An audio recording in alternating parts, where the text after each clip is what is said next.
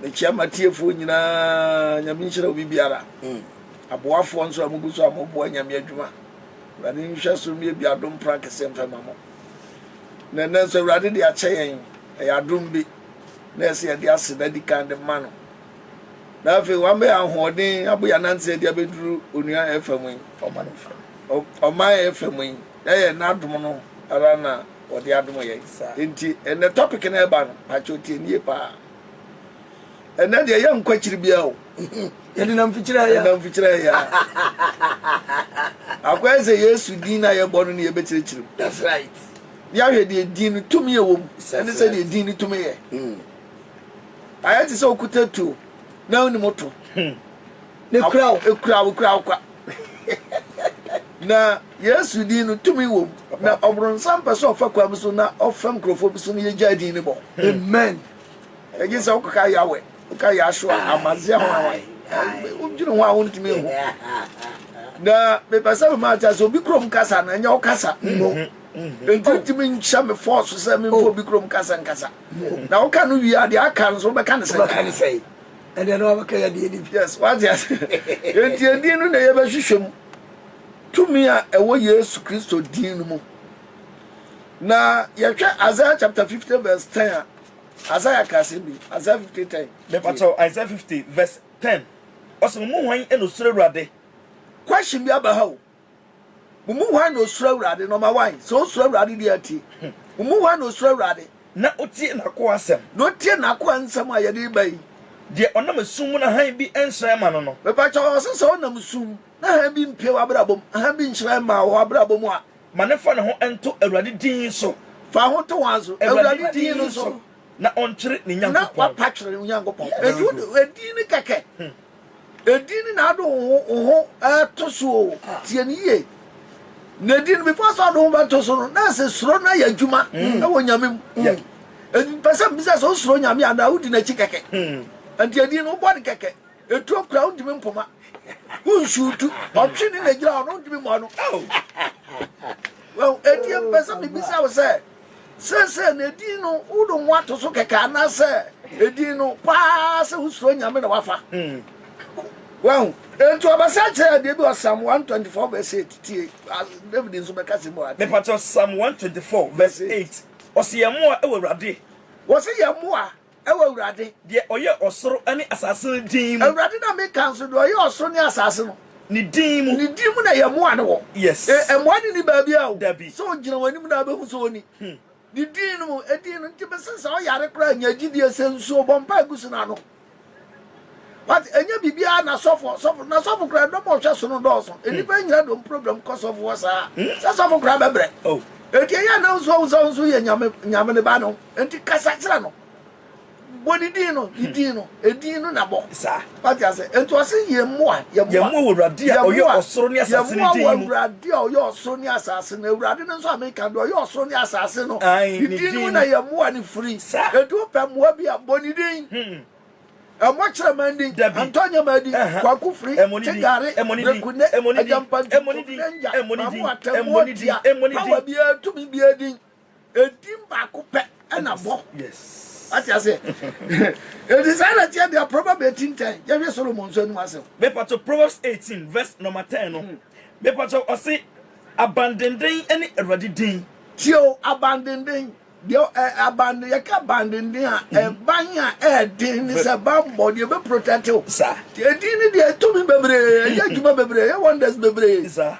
lo say o abandon din ni ready din abandon din any ready din no na enumu e no tene ni adwane ko ekoto na anumu na otene ni dwan koto na wakora no wakora enti ni din na wote no na mo wadwen sesa e ma utumi empower e sha wo den e sha wo ma what I say no what me adwane akoto ano ni din no mu what edin na kra no yusu no say wo ba no say na bra wo bo so na wa bra bo bem te bia bem anamo bem tuo mu na wo a wo di bo ni din tie ni pa edi say edin we ni abahwehwem enti aso 13 to 18 tie aso 23 aso chapter 3 13 to 18 paper to Exodus chapter 3 13 to 18 Mose ekacho Nyankopon say enti Mose aka che Nyankopon say Semidru Israel for nchen. Oluma wasoma mse menko Israel for. Na midru Israel for nchen. Na meka kire won se. Na meka kire won se. Moja no Nyankopon asoma me mo nchen. Moja Nyankopon na asoma me mo nchen. Na waka kire me se. Na Israel for no ka kire me se. Ni din e de sen ya. Nyankopon no wasoma no. Ni din pa de sen ya. Sen na me se wo. Sen na me nka kire wo. Na Onyankopon ka kire Moses se. Na Onyankopon ka kire Moses se. Miara ni miara. Ka kire won se miara ni miara. Eno se de ka kire Israel for ni. Eno se de ka kire Israel for ni. Miara ena asoma me. Miara na asoma me mo nchen. Yes, eno Onyankopon ka kire Moses bia wo se. Eno nyame repeat kire Moses se. Se de ka kire Israel for Kwa ni. se de ka kire Israel for ni. Ewurade. Moja no Nyankopon. Moja Nyankopon. Abraham Nyankopon. Isaac Nyankopon. Ani Jacob Nyankopon na asoma me mo nchen. Asoma me mo nchen. Wei ene me din e de kosida. Wei ene me din adi kosida. Na wei na won fan kai me. Edin wei na won fan kai me. I want to so nyina mu. Efiri mu nkwala brembedu sabre. Edin wei ya abo. Ede obi abo Yesu din firi nkwala bre mu a onya ba bi gina kakra bi a o se edin no abusum din. Hey! E ya sin samuso. Na nyame kro osumu afide wo kasa mu ebeyu because ebedru ba bi no be kwa kobo ni din. Efide na ni de atwa ofuruma. Ya da bin mu ha mu too much. U giro wa won tiase. Wa kan hu atona sori ba sum se ubo Yesu din a edin ni nye. Ti so ka amasu amizaya. Ti so ka Yashua. Who told you so? Who give you that authority? Anya no kwesa. Me de edin de obabo a e obi krom kasa nti me da men kan so se wa bo ne sa nye. Na mo timi nhyam se chinchira chia. Me so men kwa kasa bi. What does anti me person mo ata se edin no ani ahwehwem no. Ya hwe power e wodin no. Enyezi. Ya hwe tumi e wodin no. Ya hwe de edin na nwo adwuma etimi ye. Wo Exodus 27 tie.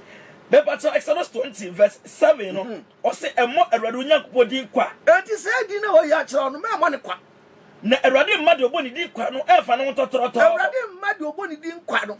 So mfa ho totoroto nti edin no bo ahina wugina. Ono umpre di abro wo kata so a. Awurade abi de jami mu. Awurade o me da o kata no so. Bia ya wugina di boni din Jesus no pe. Anya sa na ti o. Uboni din kwa umfa ho totoroto ni o. Dana me kasa abawa was akopam sleet. Ama sleet ya chechire wa. Ana utra gbata na untimi ntra abedo ojo Awurade wenso Awurade na me yo adwuma umfa paso nsunsu aho na untra gbata no wo gira ho na Awurade be de ma tra gbata Awurade wo be de gbata no edi no body say body di kwa umfa ho tototo ni etu body di aheba bia gira sa angwan kasa fa kwa banu ni ba sa hia mu mimi di mu no na me nso me wo mfimfi eti edi no ba twa ba bia gira ansa no aba ho waba ubo a obeba twumi wo di no sa that is ani na me pasa me choose enti Samuel 17:41 to 42 and asho Me part of 1 to 49 1 Samuel chapter 17 verse 41 to 49. Was the Philistine no so na Philistine no so na moba. Udete David ni Goliath na kwakontoka. Asem ya ye kan enye ade a ye story o. Esi life. Na ya ne ya fa no story ya de atwa to na ya bete. Tie kenkan a say Bible history. Yeah. Na ya de esi asase so ankasa kim. No say was the Philistine no so na moba. Goliath kakraka no. Ona mo babisha David ketwa no. Na otwipini David.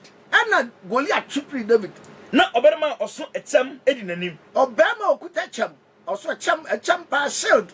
Out me fan say David to bibia. Sa kwa no odi nanim de adade shield no. Yeah. Edge.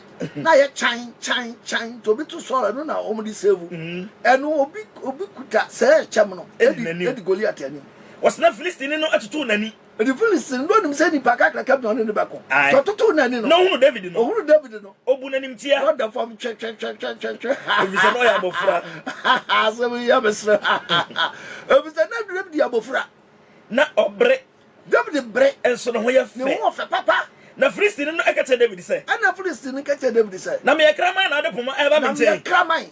Ana poma na ade ba me nchen. The Philistine no efre ne nyame domi David. And David Philip Philistine no Goliath no. Ofra ne bosom. Ya be konta kwa. Me kuta Yesu din. Uzu kuta kwa gufre tegare. O me be kon. Ya be hwe de obo abode ni nyina be wiase. Now, all power belongs to Jesus. To me, what's the Philistine no friend in Yamen Domi David? Philistine no friend in Yame. I did Domi David. And a Philistine no catch David said. Philistine no Goliath catch David said. Brahmin Chai. Namin found a member, a woman of man, and a David catch a Philistine in the side. David show Philistine Goliath 10 gram of Kakakan. I don't get on the side. Oh, dear. Oh, dear. Wouldn't crack a peer and a pemme and a pemme and a pemme and a bamin. Now, maybe dear. Maybe David dear. Made the answer for Rabday. Made the answer for Radday. It's a personal Chatham Puano. It's a personal Chatham Puano. Minyanko Putin and a never Dino. Edino, and the good time I'm the bow and say, Dino, and I'm the bow and say, it's another day, a ready to over some, rather do over some, number coon, number Jeffrey, number the first in need them, and Mamma, if you know, a phone, but maybe you know, and as a somewhat manara. Now, as I sing, I want to say, as I sing, I want to say, or that will be always right. Nothing but Jane, as we say, but Jane, you say, and young Canton appear and rather than rather than if you say, or Cono, you're ready. Okono ye radical na odemo be se yensa odemo be se yensa ana Philistine sorry say oba be se David sorry so be se David ana David ye ntam tu mirika kompesi ana so ye ntam tu mirika kompesi ana so ko Philistine no ana David atena ne sa ese ne kotokom oyi ebo wom ana oyi buba wo na otonto bo no ana Philistine no so ebo Philistine no ma so na obo ne sene ni tiri na buba no Goliath tiri na ohwefo man ne butu fom tim ala for the form oh all power belongs to Jesus Everybody ding. Who want to say? Uno Prada na boni ding. What for you na boni ding? What for you na boni ding? Uno about to January there. And already who was the papa? The magic said, "What was it to crowd? Who to puma? Who to mento? I would to so shoot to. I'm a quiet baby. A dino panica, who burn and swabber and siaga. And you some said, "Dino, what is that? What it taught to a body? And now come yesterday. And now you know, and make us say, because a lot of do ya and what jump across with needing grab our fat menu and yajuma. So I say, it is so who baby Ujina. And you know, my 622. Numbers 6, 27. Was the Enshra one for Enshra or mine? Was the Enshra is Mose and Fenchra is our man. What's the Eradicator Moses say? Eradicator Moses said, Cassata Aaron and the man said, Cassata Aaron and the man said, said the Musa is a for country one. Said the Musa is up for the Mon country money. Eradishra, Eradishramo, not on Shamos, no on Shamoso, Eraditin and Nimuncha, not on Nomo, no Nomo, Eradiman and Nison Shaman and Nison Sham, not on Mawasum G, no Mawasum G, no one funny Dean and to Israel so. No one funny Dean to him for so Israel so. Tinyami Dean, oh, the Christopher, so ye Christoni, Christoni, that's Radin Yankupon, a yaka, and a radin, a wanya, and only a sum. First Corinthians 12, young Radin. Maybe to 1 Corinthians 12, verse number 3, no, was the name of who said, Paul say, or person be owner said, Obiera or Nam Yankupot, Ekasa, Obia Yankupon. How did you know a Casano? On free yes, a busudia, Cassa, yes, you busudia, yes, you are one, yes, no, Uncasa, yes, you didn't have busudia. Now, obedient to me, free yes, so rade, obedient you all bet my free yes, so I rade. I don't know, I guess I won't go each other. I radin him well. Now, farmers so, farmers, like I say, a man who said, Dino Modu. A man who said, yes, you didn't know. I don't know a dear Siabo, yeah, and then a song. I don't know to me, woman, and a young Sanchani, a young miracle, a Sayaria, a man hoarding.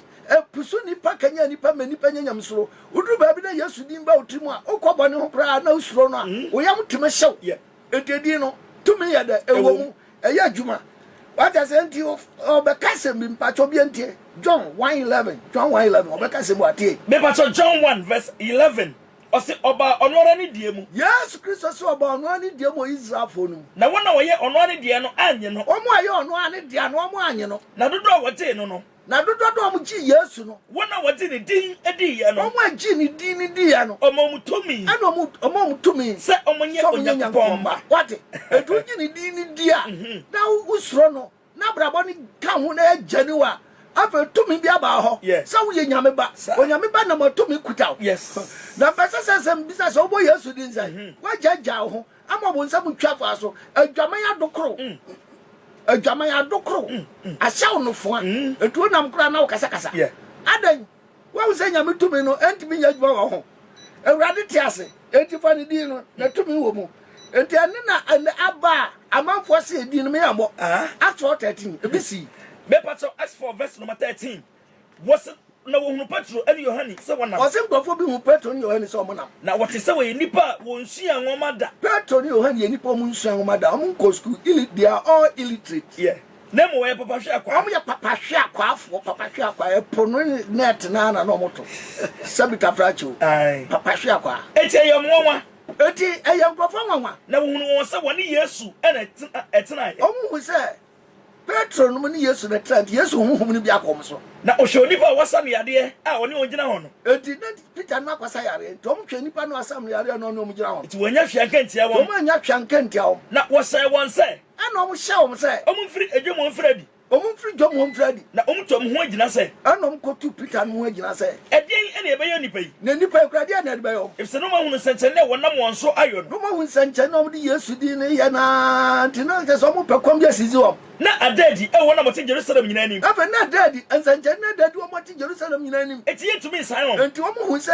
ade no wo mo nipa nyina sakranto wo mo ntimi nsan ho na de ebe yo na enkoso entre wo man ni se na ya ye adwuma ne nkwaso ntra o manum na wo mo Yesu di nkwachiri ne se atiatia na betetia won se mo me nkwatetia wo epa mo boni o atiatia na betetia wo se won ka edi ho asem entre odipa biara bia mo nka se edi ho asem nche nipa biara bia eto mo fra wo mo se eto fra mo sha wo se mo nka asem no mo nka asem no enso mo ncheche Yesu din ni mu kura mo ncheche Yesu din mu kura ni entia ya obi ate kura wa anu na Ghana atwa sete wasofu no bia num se mo Yesu din na ka yaswa na kaka yawe na no na ubo edi no nya bebete amisa bibi pa na press nipa no bi anya sa na ti o bisi edi no esa yawe no eyo bi krom kasa edu ko iska obango Ghana ha aya bo iza for date na fa ko iska ade ani bu ho kasa aya na office o kasa no a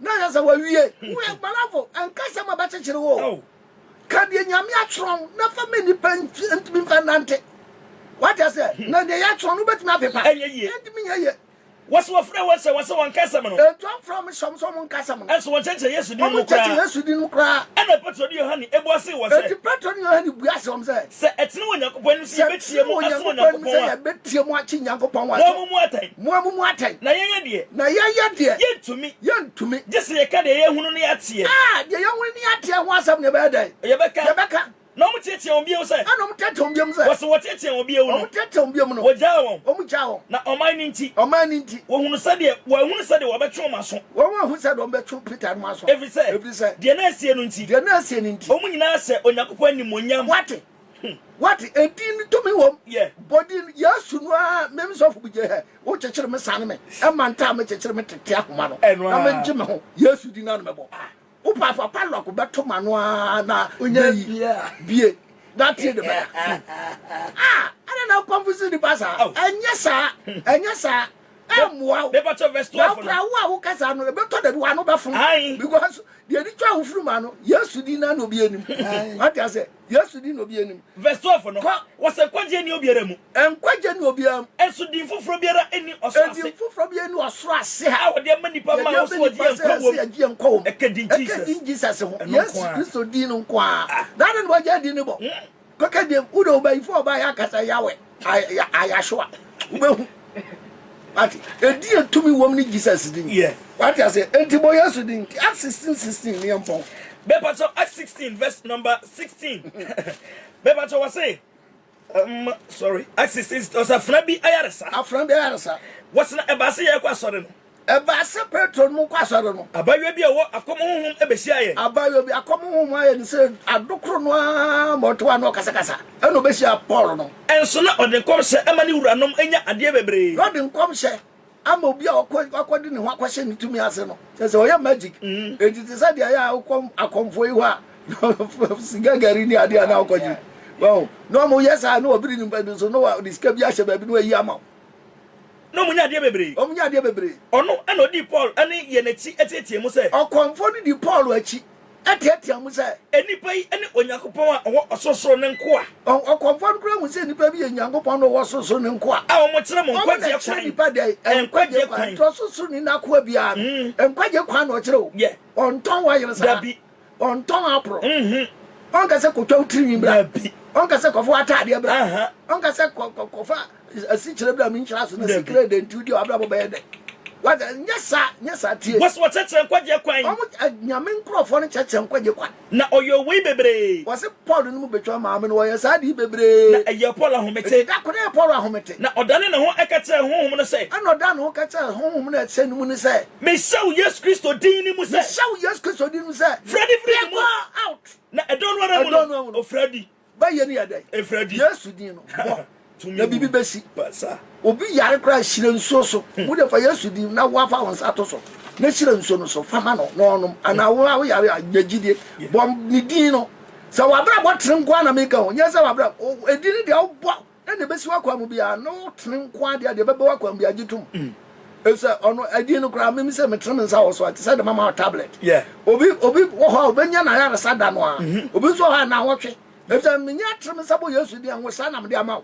Enti nwosa no wo mu ti na akọ hospital ya se no maduro no ba kwa nopa. Awia anwumre. Enti obi wa mpa bo no nya da no na o receive. What just I don't know ya na nipa bebre tim ye. Wasofo do nya nse gusu no nyam nipa nwosa na firi no ha ba ho. Ebe weke wo nipa dua ewo mu. Ebe ya dwuma. But to be a spirit hand in the suffer my command in the name of Jesus. Once I come now, let me not start. But I get me and my body no messman pray. Me am missing me kuno, missing my son, me money ye. There, me, oh, yeah, me who is hard, ya menubu.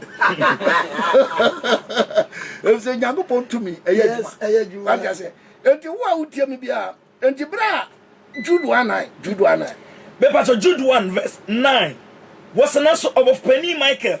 Oso obofu pani Michael ani obonsam di apere kasa Mose emu no ho woni obonsam di apere kokasa Mose fun no Mose wi obonsam ko yi Mose ni mudu ayasem na ko de ko di Israel na ma kwa dan nyame mra obonsam ya trege etu obi wu na si adeda na obayifo betima ko picture ni picture no asa de wa video no no dia and to me friend ne asa wa hye ne hwunum ni ade nyina akoye sa no akogina fom ho twe wo de ko fom ho wo be ko na papa no awuri gina ho e na wa sa papa na ko hu no enya no kre obronsam na ni ate papa enti ba sa no wo se Michael ene obonsam di apere kasa Mose mu no Michael no obonsam di apere kasa Mose fu no na wansi ne bo so be kasa mo ne bu na Michael nsi ne bo so be kasa mo ne bi abubronsam aten de mo kasa de mo wa de fri na no an say Erade kawanim na we no mo de wow okawrade kwa ni pa na satan ya dai jane okọ eti de edin Yesu na wo ye dwamanfo akobo Yesu din Act 19:13 asemisi gofo bi kobo Yesu din Acts 19 verse 13 yo was a skiwa emma bason skiwa papa bi friend skiwa enu po no mso ya sofo pani bi ne ma skiwa na ne ma ya mak 7 omfeso papa ya sofo nti na sofo no pa no ya na nya sofo papa so sofo no ya wo ba sofo ene wo sofo nti akomfo nyina wa sofo wo mam ka kire wo kenka babo na akomfo nyina wa sofo ko was ena Judafo akomfo a wonam etiri no Judafo akomfo no bi a wonam chi no emu binom esi wonbo se obebo Awurade Yesu din nti wo ya sofo no ya sofo be ya nese nti ono nso kobo Yesu din wo to bi kra diska ko se o mo man Yesu tumi no se woni usika nyira ya nto sika nto nyame power what I say nti o kondo se me sofo de awu what I say you enya kono asem David ya make na tina sisa na nyo ne nyame de asoma o kondo pa be bi na be fake kondo se me dise nyame de ma ko was a confirm wonam tiri no mu bibi esi wonbo so obebo Awurade Yesu din esi wonbo so obebo Awurade Yesu din e wona wo ahombone no so wo ahombone no so wo ahombone ko ba ahombone so atumi na wo ne oba ko chimba ko hwana na chibeka fo tede ba wasna yeka Yesu omoka se yeka Yesu a Paul eka ne ho asem no agumo so omko to se ba ifo bi yire anom ko bo Yesu ni agu ba yire so se ye bo Yesu na Paul kan ho asem no ye bo ni din gumo so na Juda ni sof pani skiwa maba aso bi eno mo yesa Juda ni sof pani skiwa ni mama akon so na yesa de na ahombone no ebu ase na ahombone bi ka kire o mo se minim Yesu Yesu na bo ndi ndi ni no ena minim Paul nso Paul nso ni no na momo ne ho na momo wa himfo dwamanfo mo firi bedi so ko mo ne himfo na onipa honbone ewo ni mu no enti nipa na onu ye bayifo no oto se won so ye omo pasa oto se ski wa ma no so sofo no ma no so ye omo pasa na omo de adagya ene afa adwane efradi na so twa bayifo no je omo dross omo dross omo de adagya naked ene efri ko e prakata sa do omo de kofi wa hu de enti usoro nyame so nyame dia emwa do firi ni din num sa help ni firi ni din num wow peace ni firi ni din num oh strong no strong na be no ni din num yes ade bia ba bia ni din num ni din na hu etu obo ya boni ye papa actually one say be pato as 3 verse 1 no be pato o say obubuani bi ayaresa wasna yeko osna eko edon a etoso enkron a woye asori wo mu anyumre no miensa Hebrew time no de o de ba yen time a anyumre no miensa enti o se ba edon etoso enkron a woye asori wo mu no Petro and Yohani ebo anan ekwa asori fie Petro and Yohani bo anan kwa asori fie wasna woso obarima bi a oye bubuani afiri na obarima bi a oye bubuani fisa ne maame wo no onante da oye bubuani firi maame yam da wode beto asori fie puno a wo frɛ no fefe no da bi on ne kwato asonda mprono a asonda so ma asonda decoration ni sa de tento on frɛ no fefe e pona no na on do obafa na kwato se on sere wona wo kɔ asori fie ho no moburu na de na wa obafa ti asonda no pona no na se wuwuram na wa mani bi dia eto akobo good place and as you who so well come good present to a who ram kwana who so ba fire see a church o say yadoye and Obugyei na what's na ohunu Petro and Petro ni Yohani se omo kwa sori fie ho omo so wura so dem ho osre mo boro hu ade and osre mo boro hu ade o ye beggar and osre mo boro hu ade na Petro and Yohani ade wonani ehwe no din ka se and Petro ni Yohani du ehwe ni din obafa ni din na se mo kan se hweyen na ohwe won susu se obenya won ho bribi na Peter so alapa na mo jine ho anye anka prokrenje no boto na ko ikugu Petro ni mo ase na Peter sha no he no eto susu obenya mo bribi so obenya Peter no bibi na Petro ka se Peter se mo kan se jetani sika de jetani sika na pa mo ho pa de malamfo minibi awia paso ate ni dem srawa minibi na dem wo na me de ma wo ba ko pa na mo na me de be ma Nazareth ni Yesu di mu nante waka sorry nante na osoni sani fa ma no so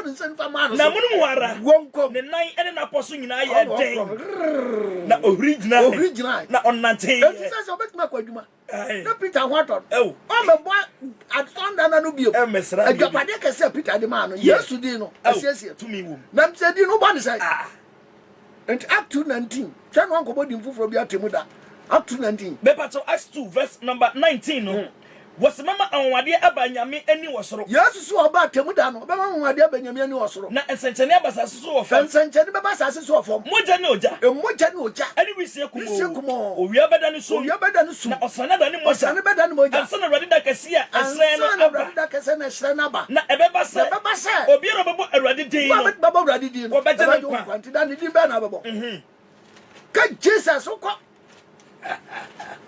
Manafo, amazia me show anu ha. Enye ukrom kase o. Enye nye tu no bia. Me da men kase me mo boy enye yi but mala me say say edinya ye nim no. Eye Jesus Christ yi. Enna tumi wo.